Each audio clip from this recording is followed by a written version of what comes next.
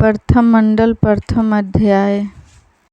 सत्य वचन निरपक्ष है, झूठ वचन है पक्ष। सत्य सत्य को मिलाते हैं, संत अमत मत दक्ष। भाष्य। जिस योगी महापुरुष को विहंगम योग समाधि में सर्व तत्वों का अपरोक्ष ज्ञान प्राप्त हो गया है, उसे ही सर्व पदार्थों की प्राप्ति अर्थात ज्ञान होता है। आप्त पुरुष के वचन संसार के लिए प्रमाण स्वरूप हैं। सत्य दृष्टा आप्त के वचन ही निष्पक्ष होते हैं। प्राकृतिक मंडल के विधान या योगी के वचन निर्भ्रांत नहीं हो सकते। वह पक्षपात अर्थात दूसरे के ज्ञान के आधार पर अपने पक्ष का समर्थन करता है। इसलिए संसारी विधानों के वचन सत्य नहीं हो सकते। सत्य का पूर्ण ज्ञान योगाभ्यास अनुभव योग समाधि में होता है। योगी ही पूर्ण विधान और सर्व तत्वज्ञ होता है। वाचक ज्ञान और ग्रंथावलोकन से जो बुद्धि निश्चय करती है वह भ्रम युक्त होता है। योग जन्य प्रज्ञा जिसे ऋतंभरा कहते हैं, वह योग के साधन द्वारा महाविदेह में संयम करने से प्रकट होती है और बुद्धि का जो आवरण है वह क्षय हो जाता है। बुद्धि के विकास का साधन पूर्ण रूप से प्राप्त होने पर ही तत्वों का बोध होता है। इसलिए इस दोहे में योगी के निर्भ्रांत वचन को ही निरपक्ष कहा गया है, क्योंकि प्रत्यक्ष निर्भ्रांत ज्ञान हो जाने पर ही संयम मोह नष्ट होता है और सत्य का पूर्ण ज्ञान होता है। इसलिए सत्य वचन निर्भ्रांत निरपक्ष होता है। जिसे वाणी के स्वरूप का ज्ञान नहीं, वाणी का मूलधार कहाँ है, उसके स्वरूप का बोध नहीं है, वह यथार्थ सत्य को नहीं प्रकट कर सकता है। सत्य वचन ही निरपक्ष है। जिस सत्य और उसके वास्तविक स्वरूप को हम प्राप्त कर चुके हैं, जिससे सत्य का दर्शन नहीं हुआ, वह सत्य को प्रकट नहीं कर सकता। वाणी मन आत्मा को सत्य ज्ञान के लिए योग साधन द्वारा उसे अंतर्मुख करना चाहिए, क्योंकि सत्य का स्वरूप प्रकृति के आवरण से ढका हुआ है। सत्य स्वरूप पर ब्रह्मा को वही प्राप्त करता है जिसका जीवन सदैव सत्यमय हो जाता है। कपट पूर्ण सत्य सत्य नहीं है। सत्य में स्वाभाविकता और स्वयं प्रकाश है। जो छल और कपट से युक्त है वह सत्य नहीं। सत्य नित्य वस्तु है, उसका रूपांतर नहीं होता।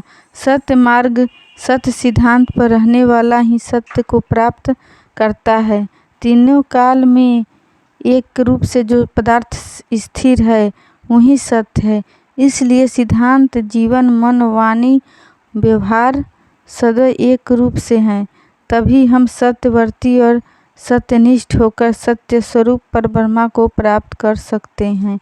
पक्षपात में सदैव असत्य का व्यवहार होता है।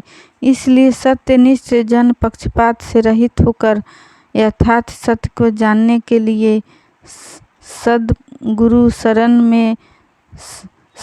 शरण को प्राप्त होते हैं। संतमय प्रकृति के जितने मत संप्रदाय के मार्ग हैं उनसे भिन्न है। समस्त प्रचलित पथ प्राकृतिक क्षेत्र में अपनी कर्म गाथा को गा रहे हैं। वैदिक संत मत अमत हैं। वह शुद्ध ब्रह्मा विद्या का विकास है एवं मानव जीवन के विकास के लिए यथार्थ मार्गदर्शन है। संत मत ब्रह्मा विद्या किसी मत संप्रदाय की वस्तु नहीं। अध्यात्म पिपासु जन संत मत ब्रह्म विद्या योगाभ्यास द्वारा दक्ष होकर सच्ची आत्मिक शक्ति का उत्पादन कर निःश्रेयस के परम सुख को प्राप्त होकर कृत्य होते हैं।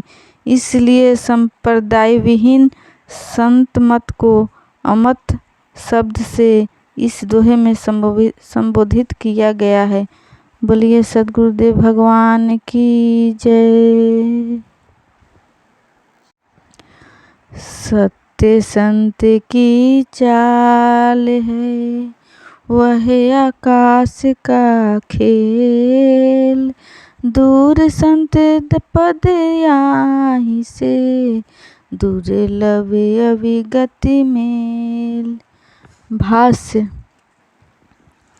संत का साधन अनुभव गति सत्य है। प्रकृति में त्रिगुणों के भाव होने से आत्मिक चेतना चंचल रहती है, इसलिए उसकी गति में हास विकास मन के संयोग से होता रहता है। विहंगम में योगी प्राकृतिक से अपनी चेतना अलग कर चिन्मय स्वरूप शुद्ध चिदाकाश में रमन करता है। उसका आधार प्राकृतिक नहीं रहती, वह अपनी सत्य चाल से प्राकृतिक आधार छोड़कर स्वच्छंद आकाश में आत्मक्रिया करता है। इसलिए संत पद प्राकृतिक आधार से रहित दूर अर्थात सूक्ष्म है। वह चेतन पर ब्रह्मा का संबंध अनन्य शरण आस्तिक भाव युक्त उत्तम कोटि के साधकों को प्राप्त होता है। मन बुद्धि वाणी इंद्रिय से असंग होकर शुद्ध चेतन स्वरूप से संत की अनुभव गति संचालित होती है। इसलिए इस दोहे में संत की चाल अर्थात अनुभव साधन सदयुक्ति को सत्य कहा गया है। बोलिए सद्गुरुदेव भगवान की जय।